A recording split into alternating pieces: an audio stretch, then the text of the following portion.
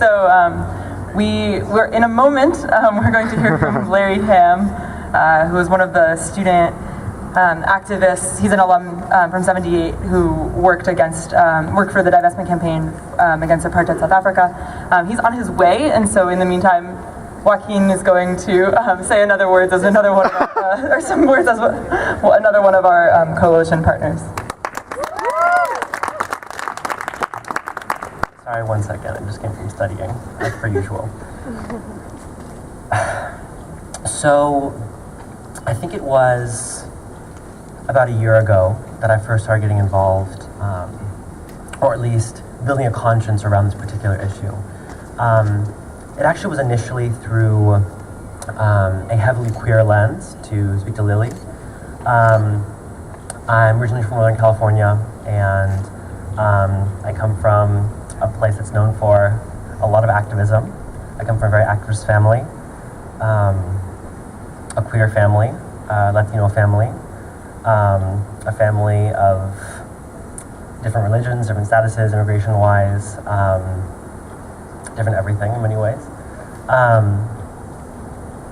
And I remember that I was always a bit intimidated by the issue, to be honest, because it seemed so complex, so multi-layered, so trans-historical.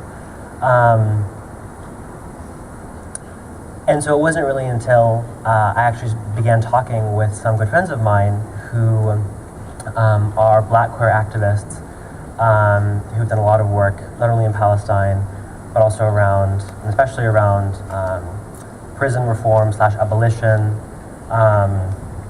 issues of policing, etc., that things started to click.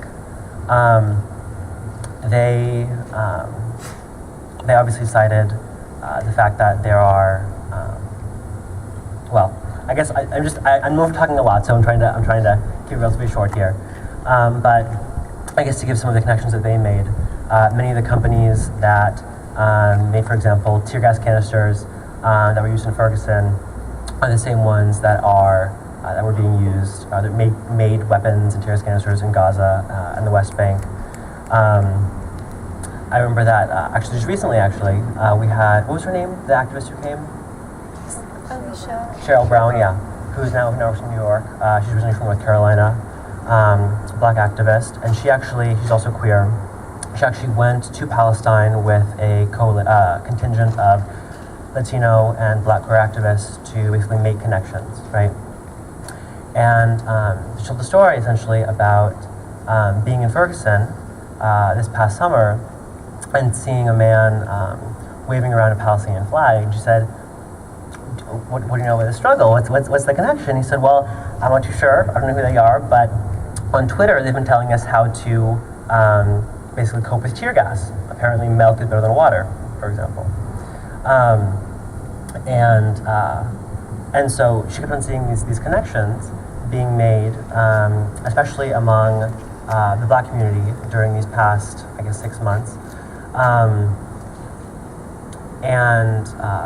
She discussed essentially how, transnational, there are obviously a lot of pitfalls in potential transnational activism. There can be overreaches, there can be mistranslations, whether in terms of feminism, queerness, etc. But it can bear fruit if done well. I'm also I'm kind of babbling because I'm waiting for Larry.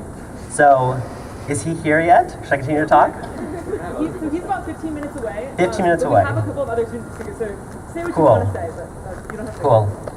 I guess what I'll also say, nothing was prepared, so please forgive me for the scatteredness of this, is that I know being involved with the Community on Palestine, as well as the LGBT Center, environmental stuff on campus, etc., I've been especially attuned to the fact that how much groups which historically have been marginalized in the U.S. have been courted by essentially the other side, especially queer groups, Black groups, Latino groups, who essentially are trying to capitalize on the historical and moral clout of those movements to give them a gloss of multiculturalism or progressivism. So I guess I'll just briefly say that that's one thing which has really been hard for me to combat on this campus, because many of my friends, particularly in some organizations, which I won't name here, but then in the past, I think, well, that I think would be on the same page if they really knew what was happening, have been co-opted. And so I think that also when we are considering a vote, I'm speaking especially here to my friends, Latino friends, Black friends, and queer friends, to be aware of the massive amounts of money and PR that have gone into courting us as people who are seen as multicultural or progressive citizens of the world, whatever that means, right?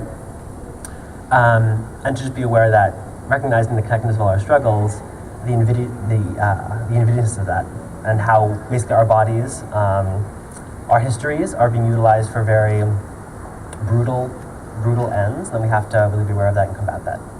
So please forgive me for the everyone-ness of what I just said, but I said it, so.